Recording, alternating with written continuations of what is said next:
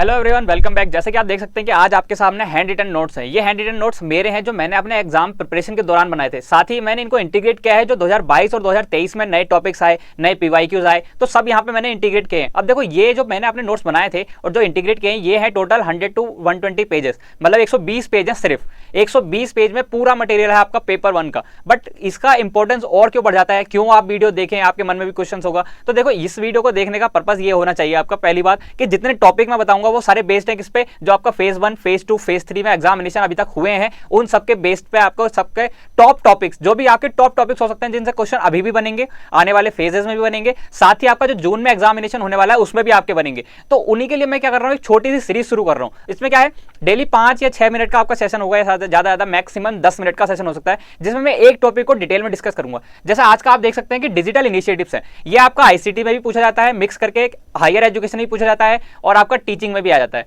3 topics integrate करके यहाँ पे जो है इससे क्वेश्चन आपका बनेगा ही बनेगा। तो जो टॉपिक मैं लाऊंगा ना, वो टॉपिक ऐसे लाऊंगा जिससे आपके क्वेश्चन बनते ही हैं। और रही बात खास की नोट्स का क्या है, तो देखो ये नोट्स क्या है ना, ये नोट्स अपने आप में एक एक वर्ड इनका पीवाईक्यू है। एक एक वर्ड मैंने पीवाईक्यू की तरह यहाँ पे नोट किया है, कोई फालतू का वर्ड ही नोट किया है। 4 वर्ड अगर लिखे हैं तो चारों क्या है, पीवाईक्यू है। 3 वर्ड लिख रखे हैं किसी में तो 3 लाइन लिखी है, तो मतलब क्या है, 3 पीवाईक्यू है। इस तरीके से आपके लिए क्या है, यहाँ पे इंटीग्रेट करके मैं नोट्स लेके आऊँ। अगर बात करिए आपको कैसे मिलेंगे, अगर आपको विजिबल है तो आप इसको थोड़ा सा हाई क्वालिटी पे देखेंगे तो आपको विजिबल होगा। अदरवाइज आप क्या कर सकते हैं, इसकी जो पीडीएफ है या फोटोज कह लीजिए, वो मैंने अपने टेलीग्राम चैनल पे भी डाल रखी है। नॉलेज सीट बाय रमन करके सर्च करेंगे तो भी मिल जाएगा, नेट जेआरएफ विद रमन करके सर्च करेंगे तब भी आपको चैनल या ग्रुप मिल जाएगा, ठीक है ना। और रही बात, इसको मैं कमेंट में भी आपको पिन करा दूंगा और डिस्क्रिप्शन में भी इसका लिंक डाल दूंगा। रही बात अगर हम चेक करें कि क्या है, तो देखो यहाँ पे हम बात करने वाले डिजिटल इनिशिएटिव्स को लेके। टॉप 25 आपके डिजिटल इनिशिएटिव्स मैं आपके इस वीडियो में आपको बताने वाला हूं। देखिए कि कौन कौन से इंपॉर्टेंट है, और खासकर ये भी बता दूं कि ये सारे आपके एग्जाम में पूछे जा रहे हैं। तो अभी तक जिसने चैनल को सब्सक्राइब नहीं किया वो चैनल को सब्सक्राइब करें और ये वीडियो शेयर करें, लाइक करें चाहे ना करें, बट शेयर करें ताकि मैक्सिमम बच्चों तक पहुंचे। आपके ग्रुप होंगे, आपके साथ पढ़ने वाले होंगे, आपका एग्जाम अगर हो गया है तो आप जिनके एग्जाम होने वाले हैं उनको भेजिए, या जिनके एग्जाम अभी होने वाले हैं वो उनको भेजिए जो उनका एग्जाम उनके साथ होने वाला है। तो इन सब वीडियोस को आप देखिए, और देखिए मैं आपको बताता हूं कि किस तरीके से आपके क्वेश्चन यहां से रिलेट करेंगे। देखो, सबसे पहला टॉपिक अगर बात करूं, स्वयं प्रभा।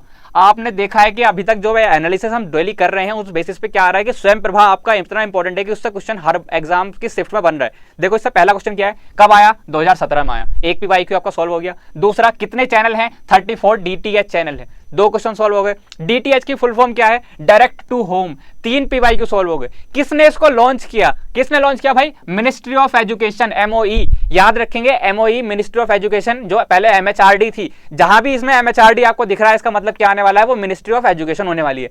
तो देखो यहां पे क्या हुआ, कितने क्वेश्चन सॉल्व हो गए, 1, 2, 3 और 4 क्वेश्चन सिर्फ 2 लाइन में आपके सॉल्व हो चुके हैं। पीवाईक्यू चारों के चारों पीवाईक्यू हैं, आप उठा के देख लीजिए, आपको चारों मिलेंगे। आगे अगर बात करें, इसको कौन सी सैटेलाइट देखती है, GSAT-15। GSAT-15 सैटेलाइट याद रखिए, ऑलरेडी 2023 में इसका पीवाईक्यू बन चुका है, 2023 में ही आ चुका है, 2023 में आ चुका है कि GSAT-15 के बारे में पूछा गया था। क्या है, जियो स्टेशनरी सैटेलाइट है ये, जियो स्टेशनरी सैटेलाइट है जो किसको देखती है, स्वयं प्रभा को देखती है। अगला क्या है, अपलिंक्ड कहां से होते हैं, तो भाई गांधीनगर बाइजैक, एक और पीवाईक्यू, गांधीनगर बाइजैक से आपका क्या होता है, रिलेट हो, मतलब अपलोड होता है, अपलिंक्ड होता है, ठीक है ना। कितने क्वेश्चन हो गए देख सकते हैं आप यहाँ पे, सिर्फ अभी तक 2 लाइन हुई है और आपके 6 क्वेश्चन आपके सॉल्व हो चुके हैं। आगे अगर बात करें कि क्या इसका पैटर्न होता है, तो देखो 4 आवर की स्टडी होती है, 4 घंटे की, और क्या होता है, 5 टाइम्स अ डे, एक दिन में 5 बार होता है, और हर सेशन कितने घंटे का होता है, 4 घंटे का। तो देखो यहाँ पे एक और क्वेश्चन आपका पीवाईक्यू सॉल्व हो गया। ये सब पीवाईक्यू है।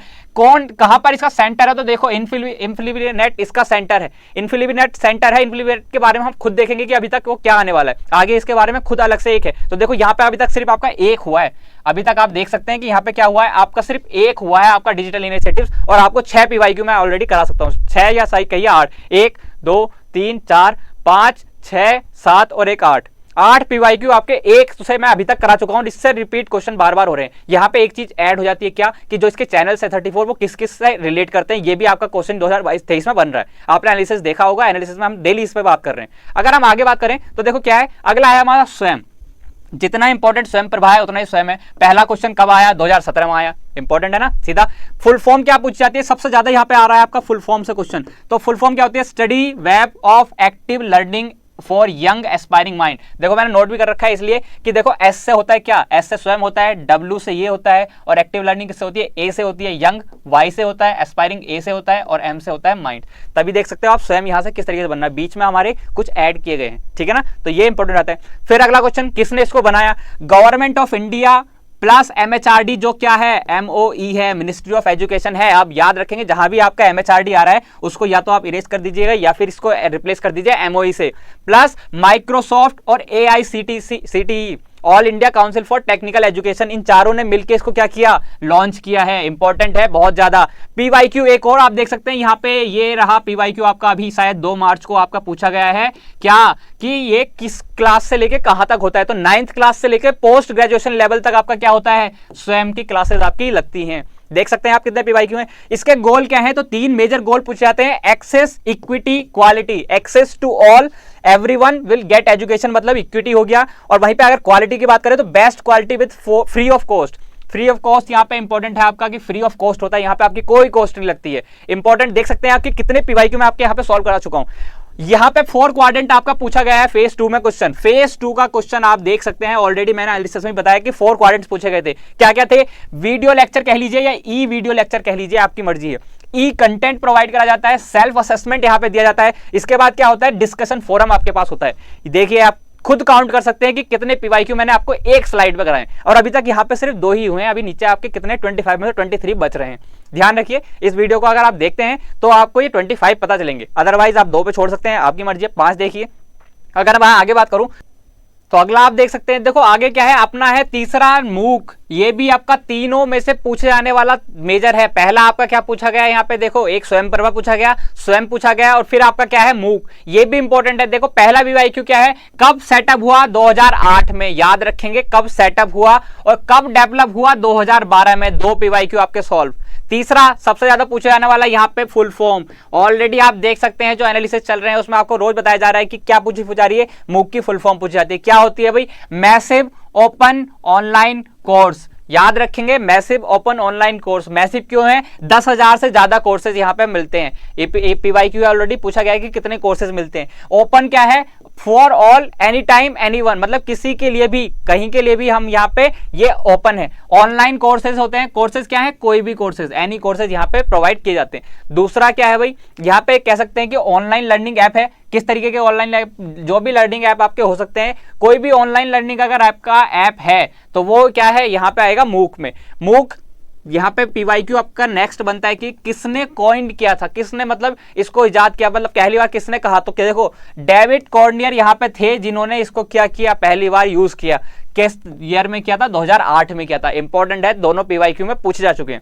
भाई पे बात करें, एक्स मूक भी पूछ लेता, मतलब एक्सटेंडेड मूक। मूक का एक और एडवांस, मतलब थोड़ा सा एडवांस वर्जन, जिसमें क्या आता है, एडेक्स आते हैं हमारे कोर्स, मतलब जो ऑनलाइन प्रोवाइड करा रहे हैं ना, उसमें थोड़ा सा एडवांसमेंट आ जाता है। तो देखो यहाँ पे आपका तीनों का रिलेशन भी मैंने लिख रखा है कि देखो पूछ लेता है कि सबसे बड़ा कौन है, सबसे छोटा कौन है। तो देखो सबसे बड़ा है आपका मूक, सबसे बड़ा मूक है। मूक के अंदर आता है क्या, स्वयं, और सबसे छोटा क्या आता है, सबसे छोटा डोमेन है हमारा स्वयं प्रभा।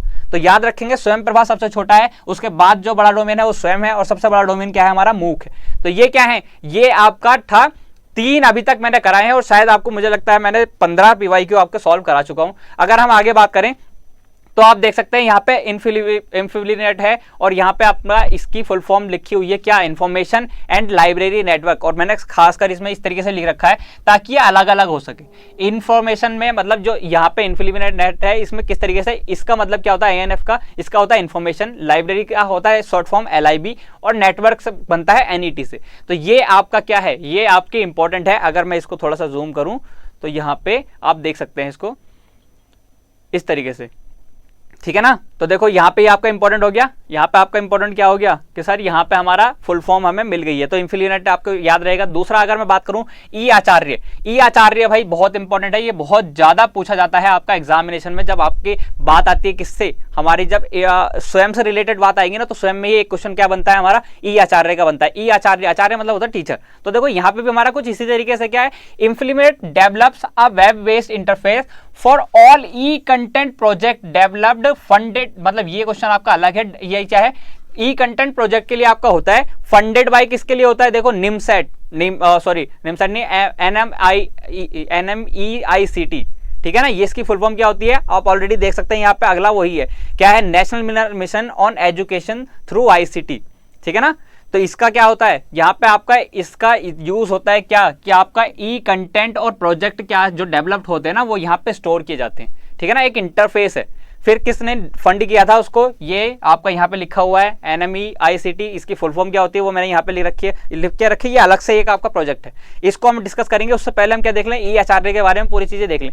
क्या है, इंटीग्रेटेड ई कंटेंट पोर्टल है ये, शॉर्ट में देखा जाए किसके लिए, ऑल वीडियोज ऑफ स्वयं, मतलब कि स्वयं की जितनी भी वीडियोज होती है ना, स्वयं पे आपकी जितनी भी वीडियोस बनेंगी वो सारी प्रोवाइडेड होंगी कहां पर, यहाँ पे EHRD पे, ठीक है ना। तो EHRD पे आपकी सारी वीडियोस मिल जाएंगी। भाई इसका क्या है भाई, बादल, याद रखेंगे इंपॉर्टेंट है। बादल क्या है इसका, बादल इसका डाटा सेंटर है। डाटा सेंटर है मतलब कि ये इंपॉर्टेंट हो जाता है। और कहां पर है, न्यू दिल्ली में है। मूक जो आपका अभी पढ़ा है आपने, मूक का भी क्या है, मूक का भी डाटा सेंटर क्या है, यही है, बादल। याद रखना है, बादल वर्ड इंपॉर्टेंट है आपके लिए, जब भी आपको देखने मिले तो ये नहीं है कि बादल वाले हैं, कौन सा बादल है, यहाँ पे हमारा डाटा सेंटर याद आना चाहिए।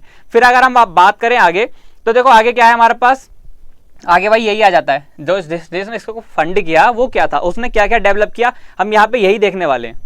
NMEICT, याद रखेंगे क्या है ये भाई, national mission on education through ICT। ICT अपने आप में क्या है, एक यूनिट है जिसकी फुल फॉर्म क्या होती है, इंफॉर्मेशन एंड कम्युनिकेशन टेक्नोलॉजी। इसका यूज करना है किसमें, इसने यही बताया कि हायर एजुकेशन जो हमारी होती है उसमें क्या है, हम ICT का यूज किस तरीके से कर सकते हैं, यही ये करता है। मेन इसका पर्पज यही है कि मैं हर जगह क्या करूंगा, ICT यूज करूंगा। तो इसने क्या किया, कई सारी चीजें डेवलप की। अब वही देखते हैं कि क्या क्या यहाँ पे PYQ है। तो देखो क्या है, पहला सेंट्रली स्पॉन्सर्ड स्कीम है to leverage the potential of ICT। ICT का पोटेंशियल हमारा यूज करना है हमें हर जगह।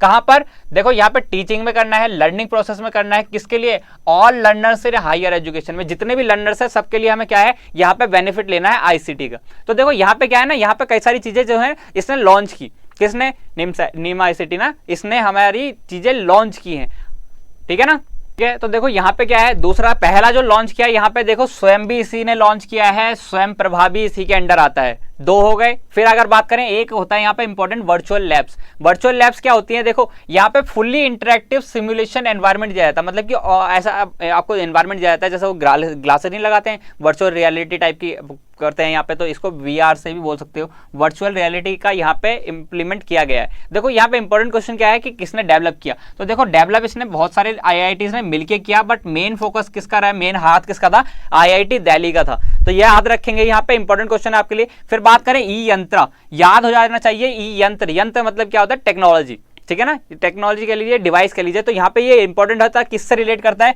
ये रिलेट करता है आपका रोबोटिक्स से। तो क्या है, देखो पहली बात ये क्या है, इंजीनियरिंग कॉलेजेस के लिए होता है। दूसरा यहाँ पे क्या है, एम्बेडेड सिस्टम एंड रोबोटिक्स की बात करी गई है। यहाँ पे out of the box thinking की बात करिए कि out of the box thinking use करो और क्या करो, रोबोटिक्स और एम्बेडेड सिस्टम पे काम करो। ये ऑलरेडी आपका PYQ पूछा जा चुका है। जैसे मैंने कहा कि यहाँ पे आपको जितने भी क्वेश्चन मिलेंगे सब क्या मिलेंगे, PYQ मिलेंगे। यहाँ पे कोई भी आपको ऐसा कोई भी आउट ऑफ मतलब क्वेश्चन नहीं मिलेगा कि कुछ भी लिखा है, कुछ भी टाइप का। 4 लाइन है, चारों इंपॉर्टेंट है। किसने किया है, IIT बॉम्बे ने इसको किया है स्टैब्लिश, ठीक है ना। याद रखेंगे किसने किया है, मैंने साइड में इसको इस तरीके से लिख रखा है। अगर हम आगे करें तो देखो आगे और इंपॉर्टेंट इसी के अंडर क्या आता है भाई, FOSSEE, मतलब क्या है, free and open source software in education भी कहां से बने हैं, वो यहीं से बनाए गए हैं। जैसे कि अगर एग्जांपल देखें, DWSIM, eSIM किसने बनाया है, ये भी IIT बॉम्बे ने बनाया है, इंपॉर्टेंट है आपके लिए। अगला अगर देखें NDL, बहुत बार पूछा गया है, बहुत बार पूछा जाएगा आपके एग्जाम में, अभी भी फेज 4 में भी आने की प्रोबेबिलिटी है और आपका जून वाले एग्जाम में भी ये क्वेश्चन आने की प्रोबेबिलिटी। क्या फुल फॉर्म होती है, national digital library, national digital library of India क्या है, एक फ्रेमवर्क प्रोवाइड कराती है। कैसा, जिसमें आप वर्चुअली स्टोर कर सकते हैं, जो भी आपके रिसोर्सेज है ना वो वर्चुअली स्टोर हो सकते हैं। जैसे क्या है, इसका लिखा भी है, वर्चुअल रिपोजिटरी है of learning resources with single window of search facility, मतलब एक ही सर्च जगह होगी, एक ही आपके पास विंडो होगी जहां से आप सर्च कर सकते हैं और आपको सारा कंटेंट मिल जाएगा। जो भी कंटेंट आपका ऑनलाइन चाहिए आपको, वो सभी आपको मिल सकता है। इसका और क्या है एडवांटेज है, देखो एक इसका है कि ये 24/7 मतलब कि हर टाइम अवेलेबल है। कह सकते हैं इसको एवरी टाइम अवेलेबल होती है कि कभी भी आप इसको लॉगिन कीजिए, आप इसको एक्सेस कर सकते हैं। दूसरा, किसने बनाया भाई? मिनिस्ट्री ऑफ एजुकेशन ने बनाया है। इंपॉर्टेंट 3-4 क्वेश्चन आपके सॉल्व हो गए। दूसरा, किसने यहाँ पे बनाया है, मतलब कि कौन से IIT का इसमें हाथ है। इस तरीके से अगर हम देखें तो क्या है, IIT खड़गपुर यहाँ पे इंपॉर्टेंट हो जाता है। IIT खड़गपुर ने बनाया है क्या? NDL, national digital library. इसकी फुल फॉर्म भी इंपॉर्टेंट है। एक PYQ आपका ये रहा, दूसरा PYQ ये रहा, तीसरा ये रहा और चौथा ये रहा। 4 PYQ तो सीधे सीधे हैं और 5वां अगर इसकी वर्किंग पूछ लिए कि क्या करता है तो 5 PYQ आपके यहाँ पे हो गए। अगर हम आगे बात करें क्या है, स्पोकन ट्यूटोरियल की बात करें तो यहाँ पे क्या आता है, ऑडियो वीडियो ट्यूटोरियल जिसमें मिलते हैं वो होता है आपका क्या, स्पोकन ट्यूटोरियल। तो इस तरीके से हमारे क्या थे, यहाँ पे हमारे जो हमारे अंडर आए हैं, किसके अंडर आए हैं, यहाँ पे नीम ICT के हमारे अंदर आए हैं। तो अगर हम बात करें आगे, देखो अगला इनिशिएटिव अपना जियान, आपने देखा होगा इसका भी PYQ बना हुआ होता है। क्या फुल फॉर्म होती है? पहला question, global initiative of academic networks. Global initiative of academic networks focused किस पे रहता है? इसमें वर्ल्ड क्लास एजुकेटर को पूरे ग्लोब से लेके आना। मतलब ऐसा नहीं कि सिर्फ यहीं के टीचर रहें, आपको एजुकेशन देने के लिए यहीं के टीचर क्यों रहें, ऑल इंडिया, जो ऑल इंडिया नहीं ऑल वर्ल्ड। अगर वर्ल्ड में कोई भी एजुकेटर बहुत बेस्ट है तो उसकी एजुकेशन हर किसी को मिलनी चाहिए, रेदर देन कि सिर्फ उसी कंट्री में उसी सिटी में किसी को मिले, तो सबको मिलनी चाहिए। उसी पे इसका फोकस है। इसमें ये एक टॉपिक आपका रिलेट करके आपका क्वेश्चन पूछा जा चुका है क्या, कि globalization of higher education in India. यही भी आपका पूछा गया है, अभी क्वेश्चन हाल ही में बना है कि ग्लोबलाइजेशन होना चाहिए, ठीक है ना। तो ये आपका इंपॉर्टेंट रहता है। फिर अगर बात करें क्या है, पढ़े भारत बढ़े भारत, ये भी आपके लिए इंपॉर्टेंट एक इनिशिएटिव है। क्या है? Ensure learning level of class 1 और क्लास 2। अब देखो ये आपके लिए इंपॉर्टेंट थोड़ा सा कम क्यों हो सकता है, क्योंकि ये क्या है, आपका कह सकते हैं कि बेसिक एजुकेशन के लिए, और आप हायर एजुकेशन का एग्जाम दे रहे हैं, बट ऐसा नहीं है, ये भी आपके लिए इंपॉर्टेंट है। क्यों? क्योंकि यहाँ पे आपका इंपॉर्टेंट प्ले आ जाता है किसका, यहाँ पे आपका यहाँ पे समग्र शिक्षा एक तो आ जाती है जो आपकी किससे रिलेट करेगी, मिनिस्ट्री ऑफ एजुकेशन से रिलेट करेगी। तो यहाँ पे आपके लिए इंपॉर्टेंट रहता है, ठीक है। दूसरा यहाँ पे क्या है कि यहाँ पे सिर्फ इंडिया के लेवल पे हम क्लास 1 और 2 को एजुकेशन देने की बात नहीं कर रहे हैं, हम क्या बात कर रहे हैं, वर्ल्ड लेवल पे। वर्ल्ड लेवल पे अगर हम कोई चीज काम कर रहे हैं तो वो ऑटोमेटिकली इंपॉर्टेंट हो जाती है, ठीक है ना। तो यहाँ पे क्या है, ये पढ़े भारत बढ़े भारत आपके लिए इंपॉर्टेंट हो जाता है। वहीं पे अगर बात करें सक्षम, सक्षम कब आया भाई? 2014-15 में आया। किसने लॉन्च किया? MHRD, जिसको हम रिप्लेस कर देंगे किससे, MOE से, मतलब मिनिस्ट्री ऑफ एजुकेशन से। अगला क्या है, इसमें क्या मिलता है भाई, 30,000 पर ईयर आपको क्या मिलती है, स्कॉलरशिप मिलती है। किसको? डिसेबल्ड, स्पेशली एबल्ड जो स्टूडेंट होते हैं ना, उनके लिए क्या है, स्कॉलरशिप है, जिसको बोलते हैं क्या, सक्षम। याद रखेंगे, काफी इंपॉर्टेंट है, इससे काफी क्वेश्चन पूछे जाते हैं टीचिंग से रिलेट करके, ठीक है ना। टीचिंग में आपको डिसेबल्ड या कह लीजिए स्पेशल एबल्ड स्टूडेंट्स के बारे में क्वेश्चन बनते हैं और वहां पे आपसे ही पूछा जा सकता है। वहीं पे किसने इसको अप्रूव किया है तो देख सकते हैं, AICTE, all India council for technical education ने इसको क्या किया है, सपोर्ट किए हैं। सपोर्ट कर लीजिए, अप्रूव कर लीजिए, ये सब चीजें आपके लिए इंपॉर्टेंट है, सारे टॉपिक्स आपके लिए इंपॉर्टेंट है। आगे अगर हम देखें तो देखो अगली सबसे इंपॉर्टेंट जो है हमारे पास उड़ान। उड़ान कब आई? पहली चीज उड़ान कब आई तो देखो उड़ान आई 2017 में। किसने इसको लॉन्च किया? CBSE, MHRD जो क्या है, MOE है, मिनिस्ट्री ऑफ एजुकेशन है, और गवर्नमेंट ऑफ इंडिया, इन तीनों ने मिलकर इसको लॉन्च किया। किसके लिए था भाई? गर्ल्स साइड के लिए था। तो इंपॉर्टेंट यहाँ पे और ज्यादा होता है क्योंकि गर्ल्स एम्पावरमेंट में यहाँ पे इंपॉर्टेंट हो जाता है कि बेसिक में क्या दिया जा रहा है। तो बेसिक में हमारे पास उड़ान प्रोग्राम है जो क्या करता है, विंग्स देता है किसको, जो गर्ल्स स्टूडेंट हैं उनके लिए, ठीक है ना। तो ये आपके लिए इंपॉर्टेंट रहता है। और अगर आप बात करें NAD, जैसे आपने देखा था नेशनल डिजिटल लाइब्रेरी, ऐसे ही आपके पास NAD आता है जो किसने दिया, MHRD, मतलब यहाँ पे MOE, मिनिस्ट्री ऑफ एजुकेशन ने। और बात करें तो क्या है, नेशनल एकेडमिक डिपोजिटरी, इसकी फुल फॉर्म। एक PYQ आपका ऑलरेडी सॉल्व और ऑलरेडी आ चुका है ये PYQ।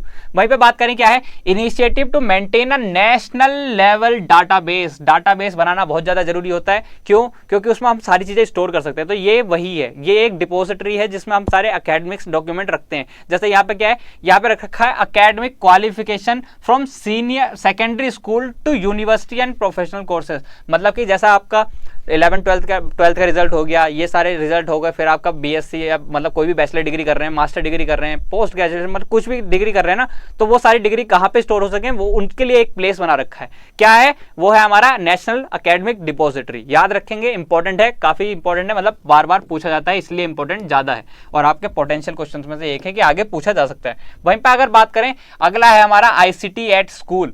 आईसीटी एट स्कूल, हमने देखा आईसीटी हायर एजुकेशन में सब जगह जा रहा है, आईसीटी स्कूल में बात करें तो हमारे पास क्या आता है, ये आ जाता है टू प्रोवाइड एप्लीकेशन ऑफ मतलब सेकेंडरी स्टेज पे जो स्टूडेंट होते हैं उनको आईसीटी के बारे में पता चल सके, क्योंकि कई बार होता है कि हमारा नहीं पता चल पाता है, जो स्कूल लेवल पे होता है वहाँ पे एजुकेशन हम आईसीटी ज़्यादा नहीं दे पाते, तो यहाँ पे इंपॉर्टेंट है। इससे क्या हुआ कि 11-12 में जो है कंप्यूटर साइंस को इंट्रोड्यूस किया गया, कंप्यूटर साइंस वहाँ पे पढ़ाई भी जारी है एज अ सब्जेक्ट, मतलब कि सब्जेक्ट बना रखा है कि वहाँ पे आप ऑप्शनल में कंप्यूटर साइंस भी पढ़ सकते हैं, ठीक है ना। तो अगर देखो क्या है यहाँ पे आईसीटी स्किल्स आपकी डेवलप करने के लिए बात करिए।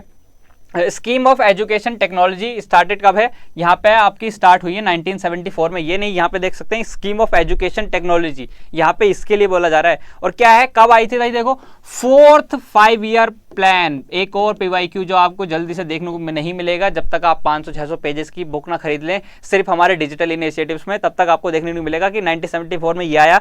दूसरा इंपॉर्टेंट पॉइंट यहाँ पे 4th 5 ईयर प्लान, ये भी पूछा जाता है कि 5 ईयर प्लान कौन सा था, कौन सा 5 ईयर प्लान था जिसमें हमारा ये इंट्रोड्यूस किया गया। तो क्या था भाई हमारा, यहाँ पे हमारा था फोर्थ 5 ईयर प्लान था। फिर अगर बात करें 42 अमेंडमेंट था 1976, जिसमें क्या किया गया, एजुकेशन को कंकरेंट लिस्ट में जोड़ा गया। ये मैंने एक इंपॉर्टेंट पॉइंट यहाँ पे इसलिए लिख रखा है, ये चीज मैं ऐसे बार बार लिखते रहता था, जो चीजें ज्यादा पूछी जाती है ना वो मैं बार बार हर जगह कहीं भी लिख देता था ताकि क्या हो मुझे बार बार याद आए। अब जैसे यहाँ पे एजुकेशन की बात चल रही है तो एजुकेशन से सीधा आया तो भाई एक चीज मेरे दिमाग में ये भी आ गई कि ये भी याद होना चाहिए, क्योंकि ये क्या है ऑलरेडी बहुत ज्यादा पूछे जाने वाला पीवाईक्यू है। बार बार पूछा जाता है कि कब एजुकेशन किस लिस्ट में, पहले तो यही क्वेश्चन बन जाता है, तो कंकरेंट लिस्ट में कब आई, तो 1976 में इसको आई, किस एक्ट के थ्रू आई, तो यहाँ पे क्या है 42 अमेंडमेंट एक्ट के थ्रू यहाँ पे आई।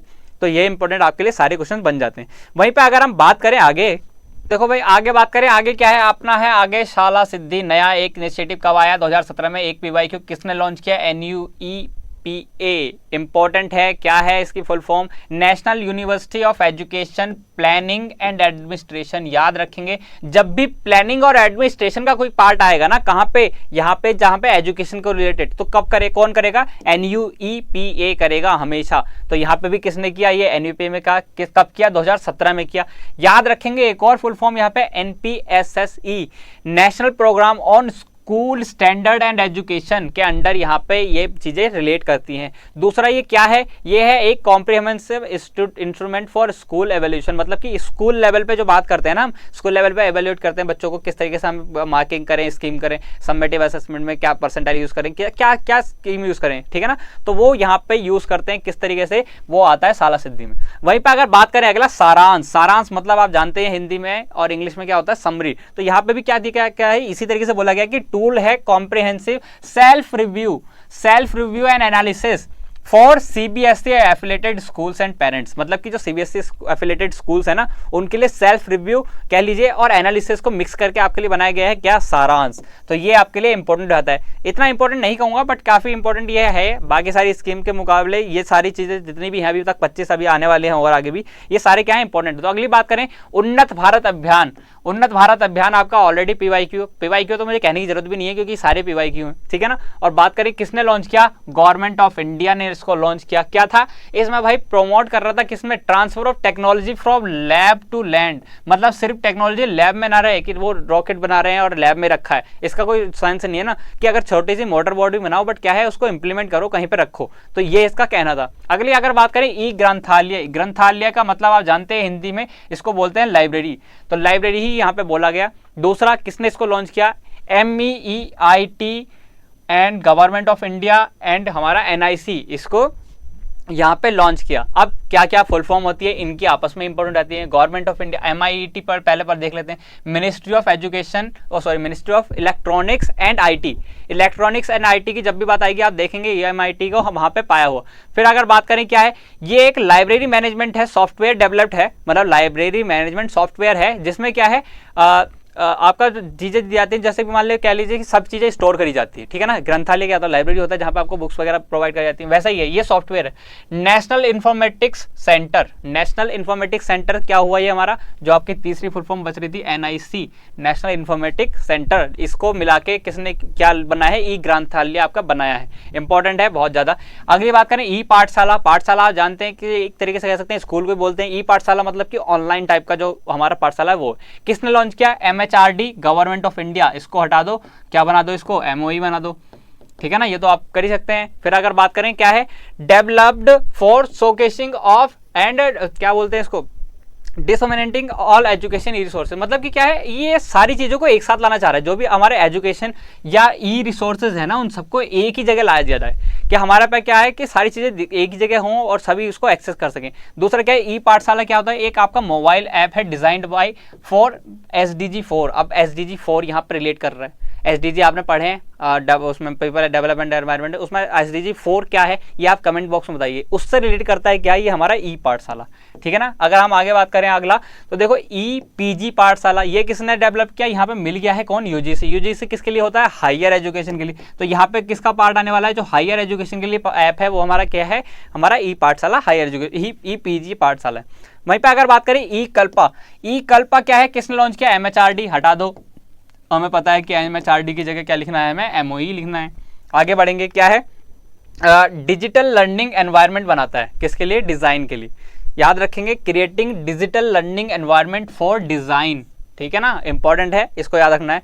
फिर अगर बात करें हम आगे बात करें तो देखो यहाँ पे है शोध शुद्धि। शोध शुद्धि कब आया, 2019 में आया। किसने लॉन्च किया है, MOE and government of India, मतलब कि ministry of education and government of India ने लॉन्च किया है। क्या कराता है, provide access to plagiarism, important रह जाता है, plagiarism detection software, PDS, plagiarism detection software है कौन, शोध शुद्धि। अब यहाँ पे क्या है, इंपॉर्टेंट क्यों हो जाता है, ये आपका करता है रिसर्च से रिलेट। रिसर्च में आपका जब भी प्लेगरिज्म वाला पार्ट आएगा, या आप कह लीजिए जो आपकी थीसिस आप लिखते हैं या रिसर्च पेपर लिखते हैं, उसमें क्या होता है, सबसे बड़ा पार्ट होता है कि आपका प्लेगरिज्म चेकर। तो उसके लिए क्या यूज़ होता है, आपका शोध शुद्धि यूज़ होता है। तो ये आपके लिए काफ़ी इंपॉर्टेंट हो जाता है, क्योंकि ये आपका रिसर्च से रिलेट करता है, और रिसर्च से रिलेट करने के बाद क्या होता है, इसकी इंपॉर्टेंस बढ़ जाती है आपके लिए। तो वहीं पर अगर आगे बात करें अगला, विद्वान। विद्वान आप किसको बोलते हैं, विद्वान मतलब इंटेलिजेंट। तो ये भी क्या है, कुछ उसी तरीके से हमारा बनता है कि क्या होता है यहाँ पे, ये एक प्रीमियर डाटाबेस है। पहली बात, प्रीमियर डाटाबेस का मतलब क्या है कि हर किसी को एक्सेसिबल नहीं है, कुछ चुनिंदा कह सकते हैं जो इंस्टीट्यूट हैं उनको ही इसकी एक्सेस होती है।